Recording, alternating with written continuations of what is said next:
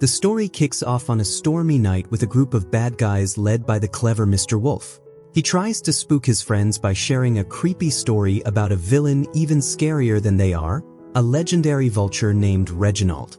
This vulture was infamous for his grand thefts, but his most prized possession was a half-moon amulet, which caused wars and chaos.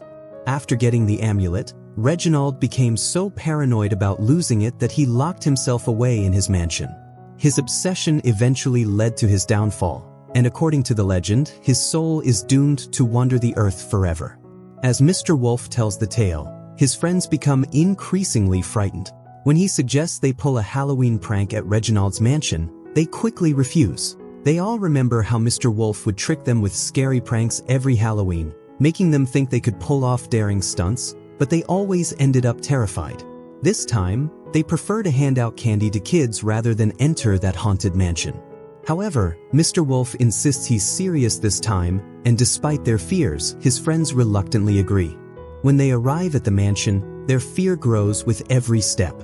The doors creak open by themselves, lightning flashes across the sky, and the whole place feels dangerous. Shaking with fear, they step inside, but Mr. Wolf tries to reassure them. The house is dark, with echoes bouncing off the walls and cobwebs in every corner. Despite their fear, they start to explore. At one point, Mr. Wolf turns on the lights, but suddenly, a piano starts playing by itself, and strange noises fill the air. The group is ready to run, but Mr. Wolf reminds them that they are thieves, not cowards, and they can't let fear take over.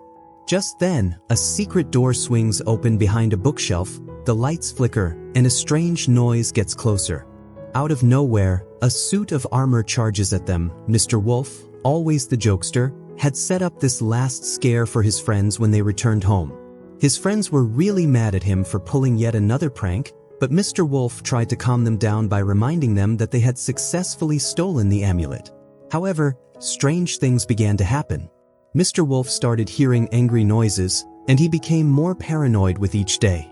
He couldn't concentrate on his next heist because nightmares about Reginald's Scar Mansion kept bothering him. Then his friends told him that Mr. Piranha had gone missing, and all they found was a feather in the house. With no other choice, they decided to go back to the cursed mansion to save him. When they arrived, things had gotten worse. Objects were floating in the air, and suits of armor attacked them again. After working together, they managed to disable another trap, but then the ghost of Mr. Piranha appeared, furious at Mr. Wolf for getting him killed.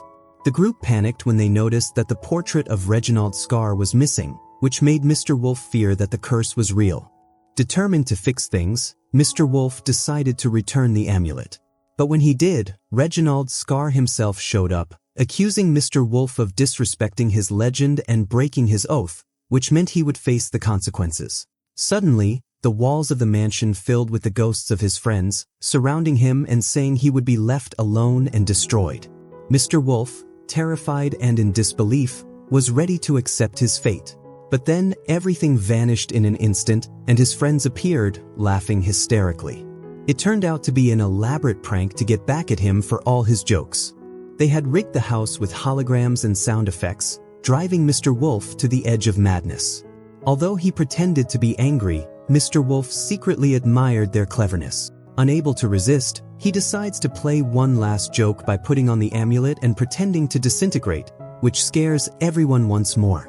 In the end, Mr. Wolf shows that he's still the ultimate prankster, leaving his friends feeling both annoyed and amazed. Even though they're frustrated, they know that Mr. Wolf will always be the trickster king. And that's how the story wraps up.